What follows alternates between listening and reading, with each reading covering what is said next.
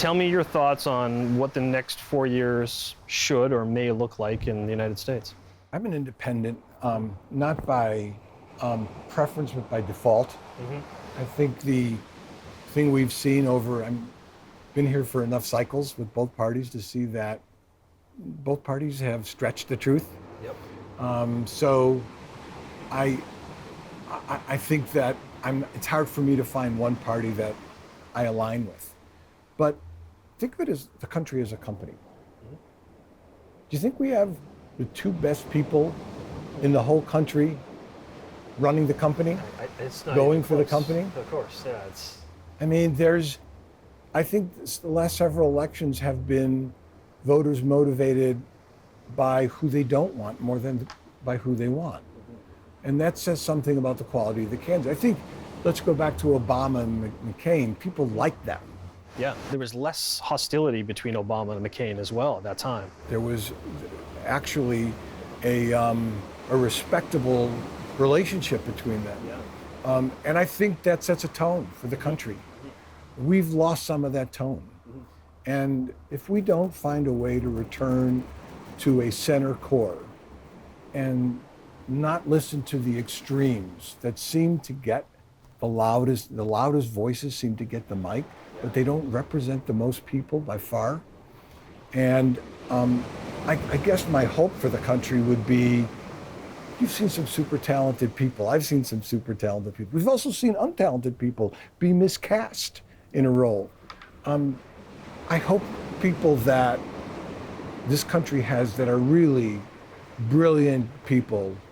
I thought JFK was brilliant. I thought Bill Clinton was brilliant and great communicators.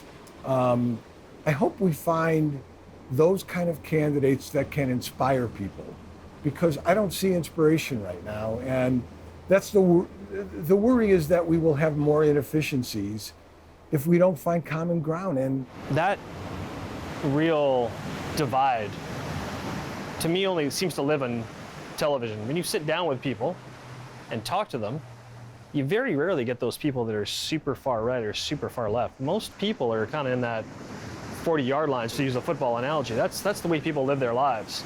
So it's interesting to me that you've got these leaders that are just, pushing the outer edges.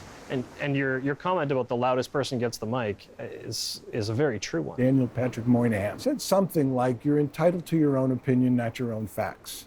Yeah, that's good. And somehow that's gotten commingled. And we don't call people out on facts in a way that has consequence. Gerald Ford, in a debate, said that Poland had been free of the Russians. Largely lost the election because of that. And if you can't agree on what the facts are, there's no chance that you can address solutions. If I watch CNN and you watch Fox News, we live on completely different planets, right? I mean, that's been a real, I think, integral part to this, at least from again, outside perspective looking in. If you're watching two different news channels and they're giving you different sets of facts, how can you sit at a table across from each other and find common ground? How do you bring this back together where you're getting to a place where there's fact as opposed to fiction on either side?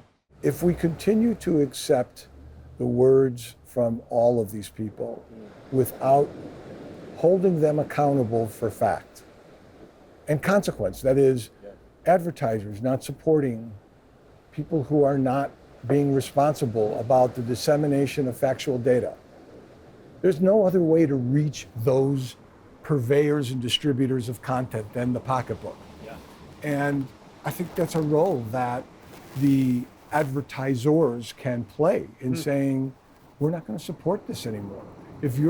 Even though you have audience, it's a tough thing to do. Oh, for sure. The difference between being able to have the courage of that conviction and saying, I'll allow myself not to reach that audience, is the only way we'll ever get people that are in management to influence the broadcast to be accurate.